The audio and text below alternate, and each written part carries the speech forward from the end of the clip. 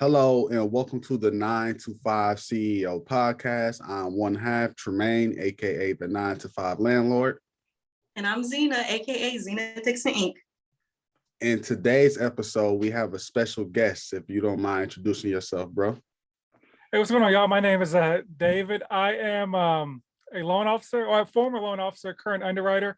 I own 2 properties. So my property experience, I always say, is a little bit kind of the basic way I think folks should go about owning properties. I just bought 2 primary residents, lived there, and moved out, and collect rent from there. So I'm excited to talk to you guys about real estate, underwriting, and everything in between. So that's a little bit about me. Welcome. So I have a question, and I've been dying to ask since I discovered you on Instagram. All right. Where do coins and culture come from? So my first name on Instagram was 2 hour lunch break, because I started my Instagram page March 2020, because I would always go on like these long lunch breaks just because I was a loan officer, so I didn't really have a schedule. And so I was just like, hey, I used to take like a 90-minute lunch break, but that didn't have the same ring to it. So I was like 2 hour lunch break. So I came up with that idea, but then I was like, no one knows what 2 hour lunch break means except for me. It's kind of like an inside joke. So I was like, oh, I need a new name for the page. And so I was just trying to come up with names that had some sort of like alliteration. I think that's the term for it.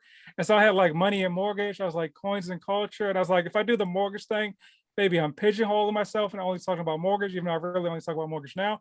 And so I don't know, my wife says coins for money, and that's just where it came from. I was just running through names. So it sounded cool. That's really it. So. I think it's a dope name. I think that's one of the reasons why I wanted to follow you, because I was like, okay, talk about everybody getting their coins and culture forward. So I was just like, name.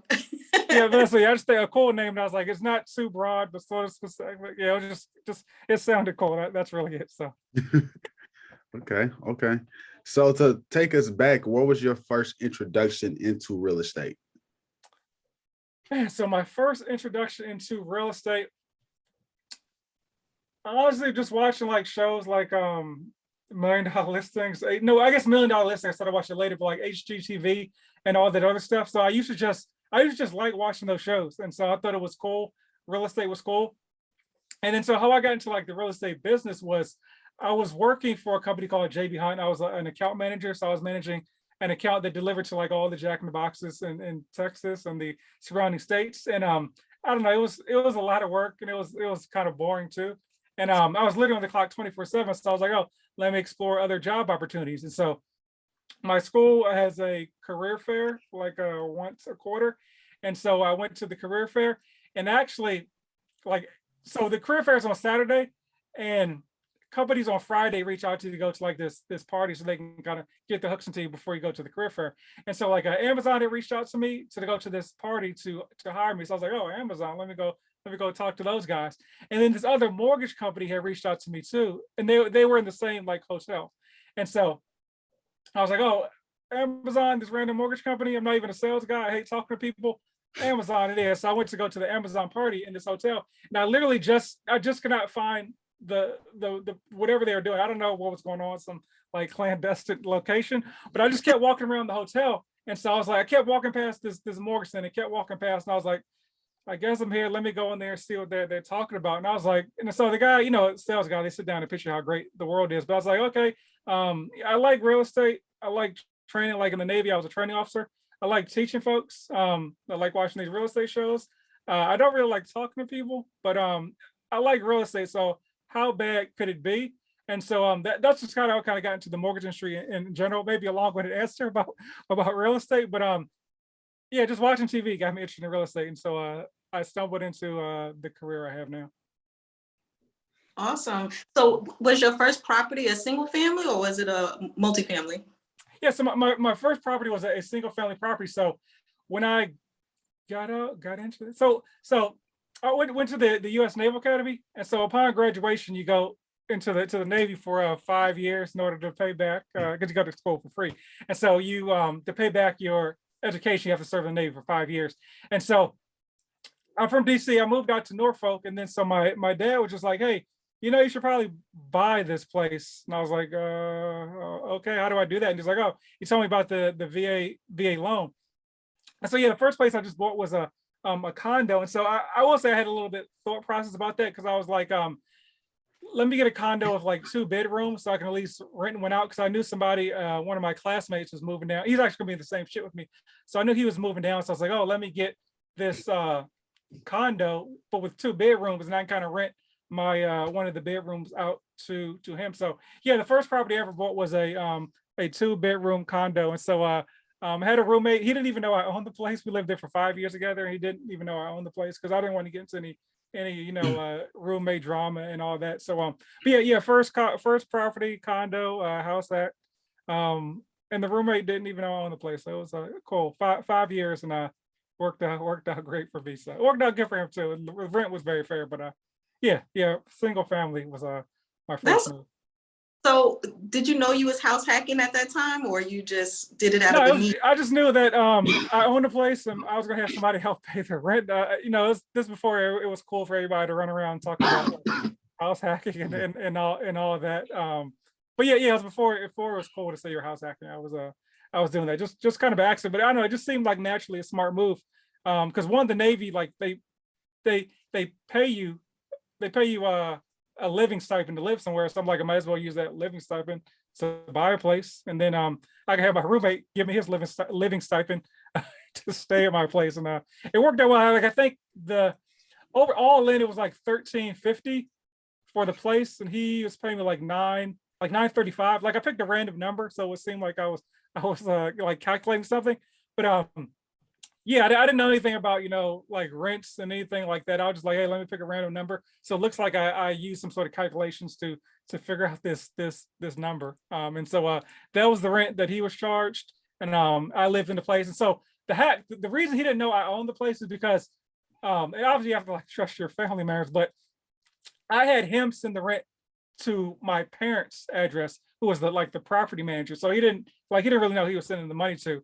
And so yeah, that's how we separated that. So I had a property manager, but obviously I don't know, obviously or not, but my parents were not charging me no 10% or nothing to live in my own place. So yeah, it worked out. They sent it to him, and they deposit the money into my bank account. So it was all good. But like I said, it was a win-win. I think he was paying well under whatever market rent would have been. I assume. I don't know, because like I said, I didn't even look up any of that stuff. But yeah, that was that. Dope. So from there, talk about after that 5-year period, did your mind frame as far as how you looked at real estate change since you were a homeowner? Like, were you thinking, okay, I want to do this again, or I want more property, or was it kind of just casual from then on? Yeah, it was kind of casual. Like I didn't have like any plan or anything like that. Like I wish I was on the internet like back then, or I don't know if the same stuff was on the internet back then as there is now with like all this information. But I was just like, I was doing stuff that I thought made sense financially. Like I said, I think I'm smart with money. I don't know, hopefully I'm smart with money. But yeah, I just did stuff that I thought made sense financially. So like after there, I moved back home to the DC area. And like I lived there for like a year, and then I got like a job out in Memphis, Tennessee. And so one thing, like when I moved there, was like, I know I'm going to rent, but my thing was, and this is what I tell folks, I practice what I preach. I was like, I'm gonna find the literally cheapest place to rent. And so I started looking at places, and I found this place for like $550 to rent in.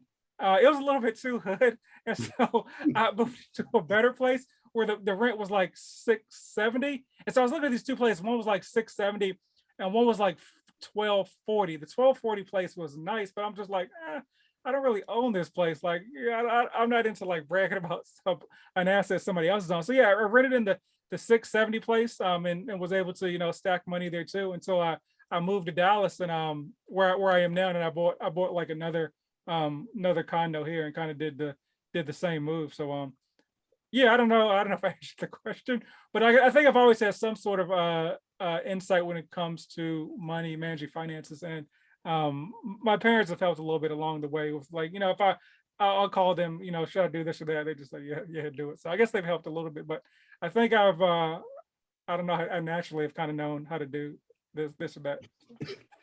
I think that's really cool. A lot of people would not have the delay of gratification. Everybody wants to have like the best apartment, the best car, and it really torpedoes your plans financially to like purchase a place. So I thought that was really smart because that's not how we usually move. We want those shiny, flashiest. Yeah. So I know on your platform, you talk a lot about mortgage specific things like points and fees and stuff like that, things that people don't typically talk about in our financial real estate space. And I think that sets you apart in a lot of ways. So do you find that when you post about stuff like that, you get a lot of feedback, like people like having an aha moment or a light bulb moment? Yeah, I think so. Because one big thing about me, like, so I purchased 2 properties before I was in the mortgage industry, and and this is another thing how I got in there is one in hindsight. Now that I know how much stuff like I didn't know at the time about what I was doing, like I would literally just sign some paper. Like the first time, I was like, "Hey, I'm just signing paperwork," and my parents are like, "It looks good." I'm like, "Okay, signing away this." The second place I bought without any guidance, but the same thing. Like I didn't shop rates. I don't know. I didn't shop loan programs. Like I didn't know what's going on. I was just signing paperwork, and I took the first quote and just kind of ran from there. So another thing why I got into the industry, I was like, I remember this now, and I was like, huh, if I could give, and this is as loan officers, like if I can give even like a 5 out of 10 as far as educating buyers and training them and going over stuff, like I knew I could do a good job. Because like the loan officer I was dealing with, like I don't even know what their name is. I mean, I know what company they work for, but I didn't get like any instructions besides click on this link and sign these docs. So I'm like, hey, if I can bring some education to this role, I can do good in my real life job. And then when I got online, kind of the same thing. I was like a lot of folks talk about mortgages and all this, but very rarely does anybody give any details. Like I always go back to like the house hacking thing, which is cool for folks to say now, but very rarely do I see anyone talk about house hacking and like literally any guidelines. If you're buying a multifamily home FHA, like it has to pass the FHA self-sufficiency test. I don't think I've seen maybe 3 people in my entire time like online even mention like what that is. But folks just think they can run around, get a multifamily property, and then it's all good. As all properties don't even cash flow, but let the internet tell it. You would think that all you got to do is get an FHA loan. You can get what's your 580 credit score, apply, get a property, and then just kick your feet up and live life for the next 30 years. Cool. So I'm like, yeah, I'm gonna add some detail to all the stuff that folks are talking about. I feel like you're coming for me. I have to make sure I talk about that more. Self-sufficiency. No. So you actually, but I would say, I'm talking about. I feel like a lot of the folks that like talk about this stuff don't own the real estate though. That's really who I'm talking about, because everybody out here does not own all this real estate that they claim to own. Like everyone can be, but that's another story. So I think that's kind of a good point though, because even for me, as a landlord, a 9-to-5 landlord, that's kind of one thing I noticed too, is that like a lot of times where you see these people talking, they're not really talking from the perspective of actually doing. They're talking based off the perception of reading about something and then trying to correlate that to a whole audience of people where it's like, I kind of was like, well, I am a landlord. I actually do it, when I actually speak on my authentic experience as far as what I've seen. Because you're right. A lot of times, you see the thing 1, 2, 3. I got pre-approved to get an FHA, this and that. It's like, well, what's the rents to your mortgage? Do you raise them? You know what I mean? Are you cash flowing? So it's stuff you can't just you can't read in the book, or like the stuff happens in real life that you can't know unless you actually do it. That's like I said, I can look at stuff and I can tell, even stuff like industries I'm not in, I can look at stuff and see the people who know what they're talking about. Because I always notice like people who know what they're talking about will throw in like a random detail like every now and then, and it's like, oh, I have no idea what you're talking about, but I can tell you know what you're talking about. But yeah, a lot of it is just super high level. A lot of the content out here right now, so everybody needs to seem like they know something. So that's why I appreciate your page so much, because you're talking about points and shopping the interest rate and not really being concerned about the overall number, but the payment. A lot of people over their head, they're just like signing paperwork and just like, oh, I'm an owner, but not knowing how this is going to affect their bottom line. So we appreciate you, putting that information out there for sure. Oh, yeah, thank you. And like I said, a lot of it comes from just seeing stuff like in real life. So when I first started out in the business, I worked like in a low to moderate income area. And so I was doing loans there. And one thing I saw was that, so I worked at I guess I can say I worked at Wells Fargo when I first, or when for my second company in. So I had a lot of folks that would come like into the bank and be like, hey, we have a loan with this. Can you take a look at this loan and all that? And I would just see so many times where people would be charging like these ridiculous quotes, because everyone's wrapped up in the shiny object, which is the interest rate. And it's like, oh, I got this low interest rate, but then you look and they have like literally like $6,000-7,000 in points and miscellaneous fees, and all of that. And it's just like I just knew how uneducated folks were, like in my day-to-day interactions. And obviously I'm interacting with maybe like 2-3 people a day, so I know everyone out. It's probably a good snapshot of everyone else out there on the internet probably doesn't know, have any idea what to actually do as well. And it's no fault of theirs. I mean, it's not like there's any class, at least that I took in high school or college, where it's like, hey, this is how to purchase a home, this is how to read a loan estimate. And so you literally only know what your loan officer tells you. So if they're not going to break down the information for you,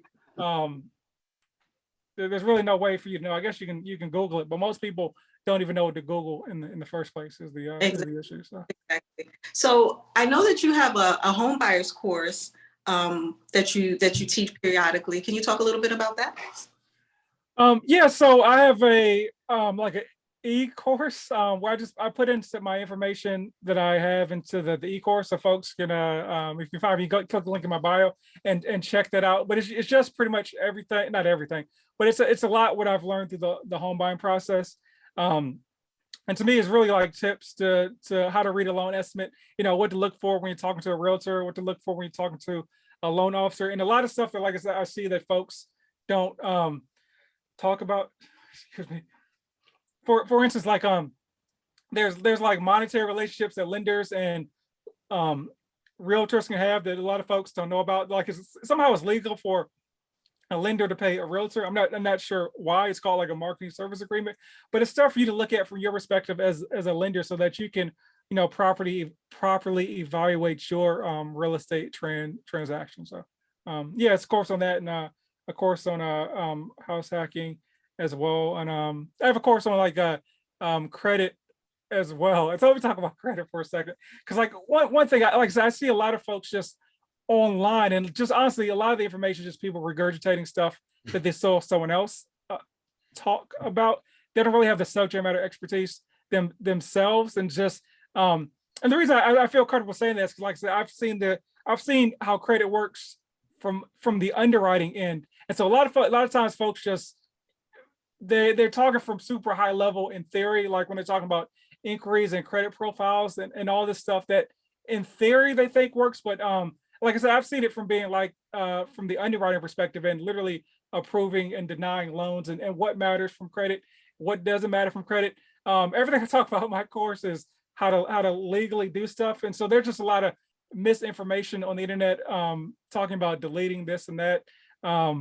It's from the perspective of somebody that's seen it in real life. So like that credit thing, I think, is super important, just because there's a lot of misinformation and people telling people to do illegal stuff and quick fixes that honestly don't work in real life. Because you always got to think about this, like Wells Fargo, Chase, Bank of America, these big companies, they're $1 trillion companies. Like they're not going to let some guy that's selling you a $99 course like okey doke them on the credit or the mortgage process. So I always say that you're not fooling the $1 trillion company with these exactly tricks you think you're doing. So it's so funny because I follow a lot of different pages because I like to get a lot of different perspectives. And when I go to different credit pages, like credit repair pages, you'll see in the comments, oh man, you deleted this child support and it's back on there, and like you still got to pay the child support. You can't. Yeah, and so this is the thing that folks don't realize. So there's a couple things. So there's what's on your credit report, then there's public record. They're two different things. And so public records report to your credit report. So like when you freeze your credit report and you like freeze LexisNexis or whoever, and so it's no longer reporting to the credit bureau and you get it deleted, okay, great. But what happens is you have to unfreeze your credit report at some point in time in order to get funding. So once you unfreeze it, they just re-report the information to your credit report in the first place. So it just reports back in. So you've literally done like nothing but like get this inflated aspect of what happens. And so let's say you do this. Let's say you do your delete method, and then you apply right after that why it's not in your credit report. What happens is once again, your lender is $1 trillion company. Like they're not going to be faked out by these dumb tactics. So what they do, they just go to public record. So like as an underwriter, so as an underwriter, you have access to public records. So I'm not going to say where people get stuff from, so people don't try to do any more dumb stuff. But you literally just pull the person's public records, and you'll see, okay, bankruptcy. You'll see child support. You'll see all the stuff that's public record. Because, like I always say, it's not like you're Ethan Hunt. You're not like hacking into a mainframe and like and deleting all this information when you call TransUnion and all that. They're just getting information. They're a third party. They're getting information from public record. And so you're not deleting, you're not going into the court systems, you're not hacking their database. It's still there. The underwriter is going to find it. And so what happens is, okay, it's not in your credit report, but I see public record says you had a bankruptcy in 2017. Prove to us that you didn't have it. That's how it goes. It doesn't go, oh, it's not in your credit report, it's on public record, we're going to take your word for it. It's proved to us that you didn't have it. You have to prove why the court system in the Dallas courthouse says you had a bankruptcy in 2017. Let us know why. And that's what happens. So people think they can do all this rigmarole and all this okie doke stuff. But when you're buying a house, that's how it works. And like I said, I don't know about all the stuff where you're buying like a refrigerator and financing all the stuff where the whole process happens like in 24 hours. I can't speak to any of that. But if you're buying a house, that's why underwriting process takes a little bit of time. Is they're looking at all the stuff, because once again you're paying. You have somebody loan you $100,000, $200,000, $300,000, $1 million. Like they're not just going to be like, oh, I guess you froze your credit report. I guess it's all good. And sorry, nothing thing. Like if you freeze your credit report and try to apply, like your lender just going to tell you to unfreeze it. Like there's not like it's not like there's going to be some sort of like standstill, like that meme where like Diddy looks like he's looking at that Odell Beckham guy. Like that's not what happens. Like they just say unfreeze it. If you don't unfreeze it, you don't get the loan. So that's just another thing. That's what happens when you're trying to like fake out the system. So question I have for you, because those are some excellent points and tips. How to know how to like disintegrate from somebody speaking on credit, because a lot of times, like Zena was saying, if you don't specialize within the industry, you might see the stuff they're saying and take it for face value, and now you're booking the whole service through somebody, and the real people know. But it's like, as a consumer, are there any tips as far as for trying to make sure the person that you're dealing with is legit, or is it like such thing as too low of a price point as far as the services? So I say a couple of things I will look at. If it's too good to be true, just for anything, and it probably is. So a couple of red flags to me when I see folks.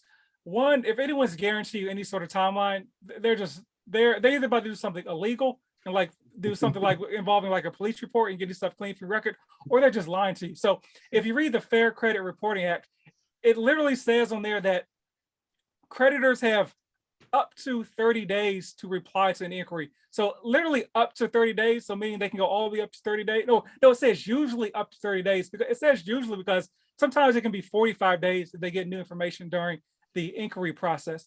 And so if anyone's guaranteed any timeline, 24 hours, 14 days, 30 days, like it literally says in the Fair Credit Reporting Act that that lender has, or that creditor has up to usually 30 days to reply to any inquiry. So how in the world can anybody guarantee you any results in less than 30 days if the creditor has up to 30 days to reply, like in the first place? And so that's one. So any timelines and any guarantee, they're just like, so they're lying or about to do something illegal. Those are the only two options if they're guarantee you timelines. And then two, if they get, no, I got third one too. Then two, if they're guaranteeing you like a removal. So the only way, like here's the thing, when it comes to credit repair, there's no secret sauce or formula or algorithm or system anyone has. The only way anything can be removed from your credit report is if it's inaccurate. That's it. So if it's inaccurate and provable. So if that creditor has the exact information as it matches in your credit report and they have the documentation, there is not a single thing in the world you can do to remove that from your credit report except for like a pay to delete. And then Oh man, I had a third. I remember the third one in a while. Sorry, I forgot what the third one was. But I think it's going to be good. I hope it was going to be good. God, what was the third one? Um, so we're talking about making up credit inaccurate. I'll think of the third one later. Sorry, I lost my train of thought. But all right. Though, because a lot of people, they do feel, oh man, they run a special for $2.99. They're going to delete all these things in 30 days, and then in the comments they just ripping that person because they like, you told me 30 days and you was going to get rid of all these things. So they're like wasting money and wasting time when they could have just paid the bill, tried to work things out with the creditor. Oh, okay. So I got some more for you.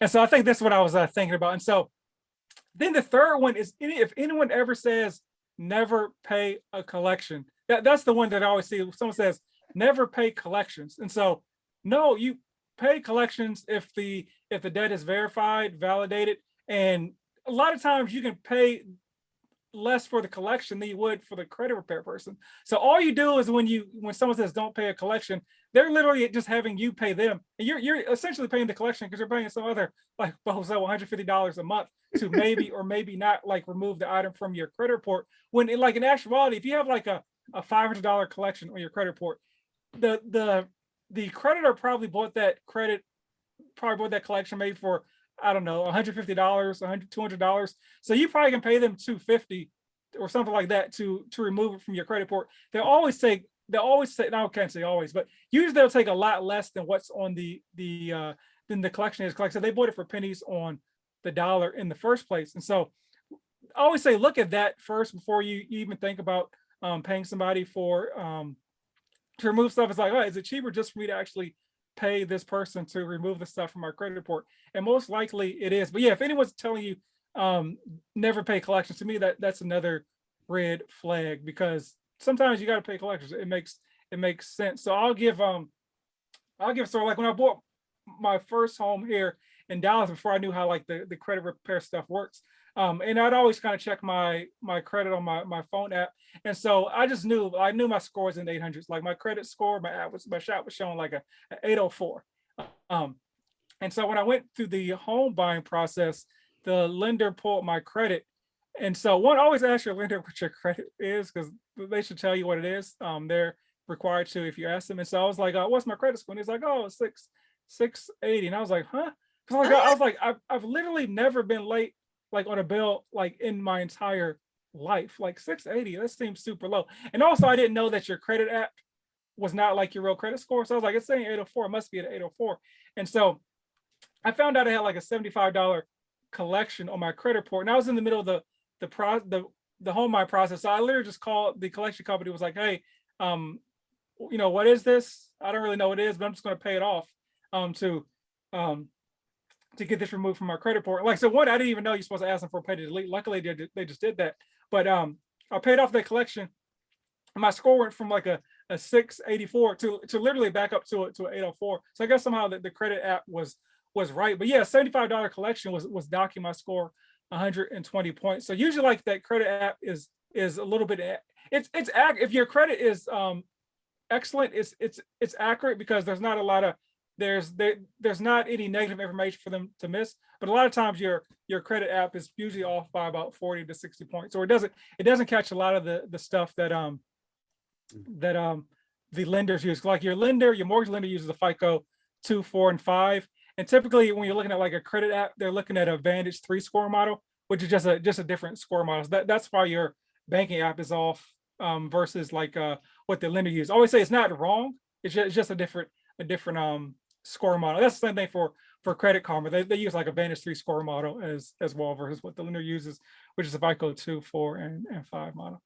Yeah, a lot of people will go to their lender and they'll do the same thing, like, oh, I got an 800 credit score, and they got that from Credit Karma, and then the lender's like, no, you got a 680 or whatever, and people so taken aback by it. So, and it's like good to point out that they use 2 different credit models for those two. So yeah. It's like whenever anyone tells me, I just black it out of my head. Yeah, whenever anyone tells me their score, I just like, okay, I just subtract 40 to 60 points in my head till we actually pull the credit. And usually it's about 40 to 60 points high. So awesome.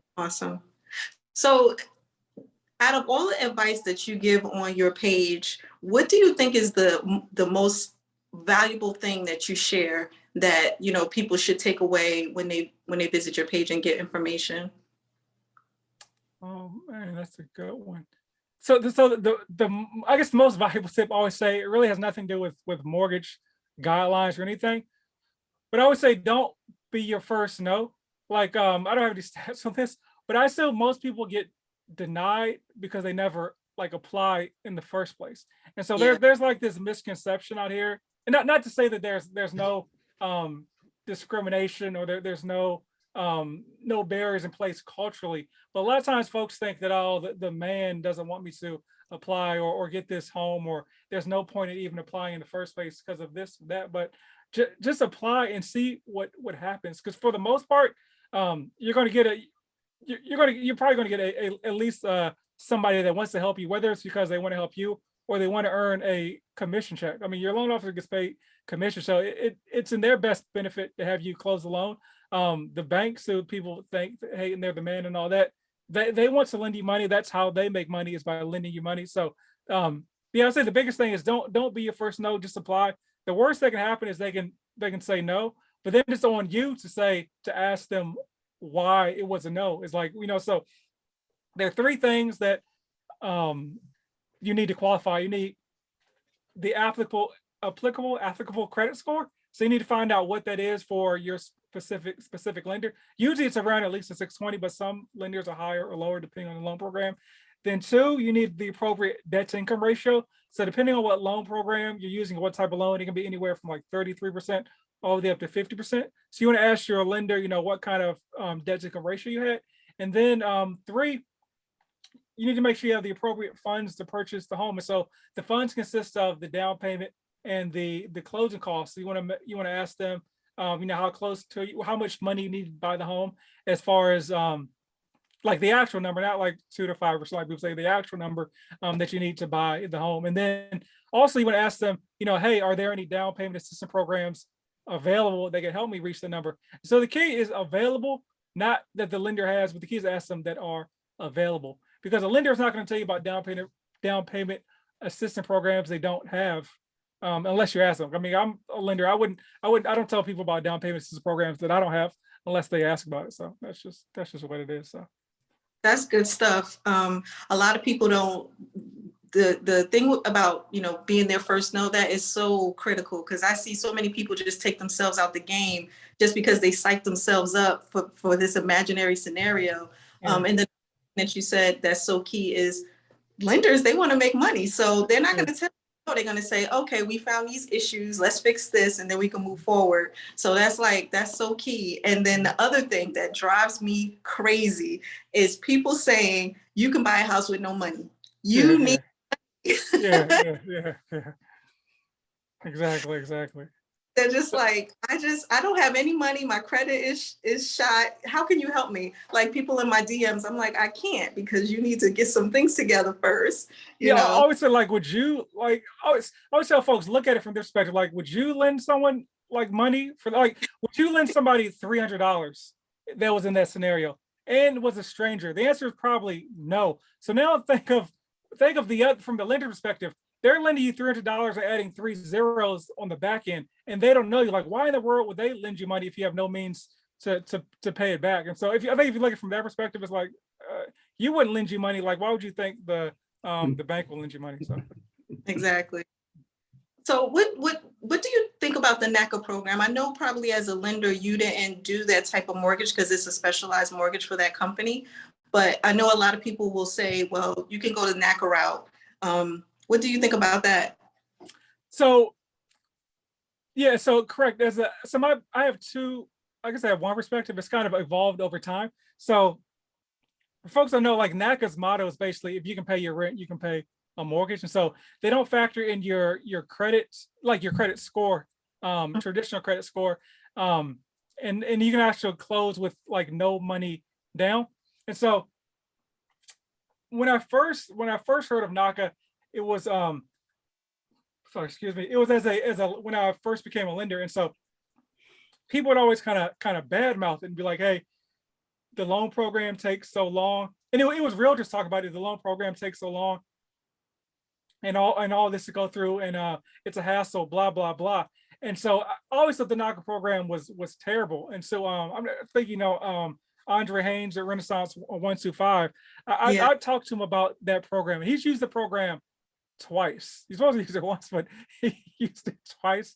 And so you talked to him about how he kind of did that workaround. It worked out for him. He owns over $1 million in real estate from using the NACA program twice. And so the thing that I kind of learned from him is that you gotta have patience.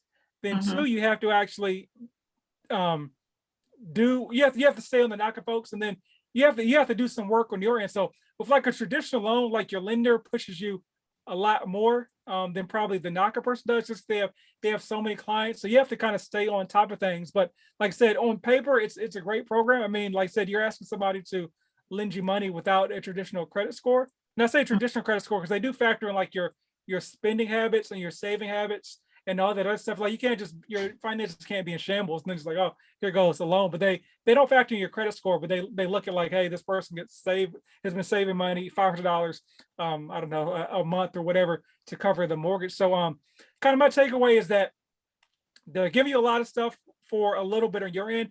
You have to do a lot of work on your end to do it. A lot of people when they use the program, they're overwhelmed. I mean, it's a government program. I'm not sure, not to be in other people's pockets, I'm not sure how the NACA folks get paid, but I feel like it's probably not like commission like your normal loan officer, which honestly just, and no shade to anybody, but it's just it's a different level of work ethic where you're being paid like just regular like 9 to 5 W-2 income, or I guess commission is W-2, but when you're being paid for working a 40-hour work week, then we're being paid off commission. You just move different. I mean, like I said, as a loan officer, I would answer the phone on Saturdays and Sundays. If I was getting paid to just work a 40-hour work week, I mean, I wouldn't answer the phone. You wouldn't even have my cell phone probably in the first place. So long-winded answer, but I think it's good. It's a hard program to go through. You have to stay on top of things. But I would you should interview, Andre Haynes, Renaissance 125 on that topic. He's I consider him a subject matter expert. I just know it from a high level and honestly just based on my conversations with him. So right. Right.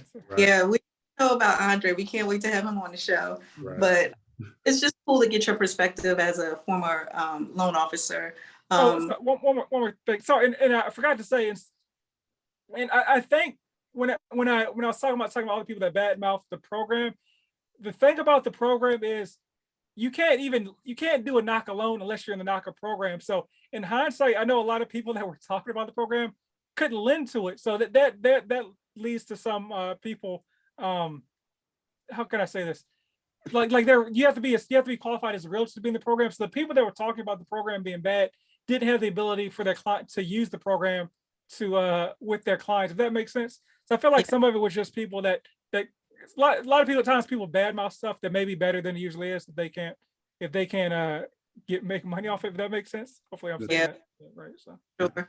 And the other thing on the flip side, on the consumer side, is people will say, oh, I heard about that program. It didn't work for my friend. It's trash. It's like, but you need to go through the process yourself. You don't know what your friend did or didn't do, follow through with or whatever. So yeah. So what's up? What's next for Coins and Culture? Like I see you growing by leaps and bounds, and you doing your podcast, which is like super dope. Oh, thank you. So what's next? So I'll have I ever told anybody this? So wait, get exclusive. So ultimately, my end goal with this page and everything. So what I'm working towards now. So I'm gonna. Sorry, I tend to ramble, but I'm probably gonna ramble in this answer because I've not actually written down this thing and I have a lot of ideas in my head.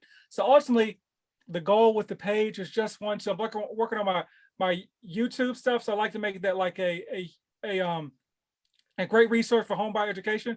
So if you go to my channel, if you go to my IG page at the top, it says the world's best home buying tips. And so I want my page to be the #1 resource. Just when people think home buyer education tips, I want them to think like me, go to my page, my YouTube channel, my podcast as well. But the ultimate, I don't know if this is the ultimate goal, but one of the goals for the page is to kind of build a community with the page so that when folks are looking for a realtor or folks looking for a lender, I kind of have a database there. And so I just want to be like a number one or a one-stop shop for like home buyer education. That's the ultimate goal. I got some stuff I'm working on. Hopefully, like I don't know where this is going to air, but in about a month or so, that hopefully will help move a little bit of that forward. But yeah, home with the world's best home buying tips is what it is, and so the goal is for everyone to know that because only a few people know that right now. So Dope. That's Dope. Dope. Where can everybody follow you if for those who might not know who you are?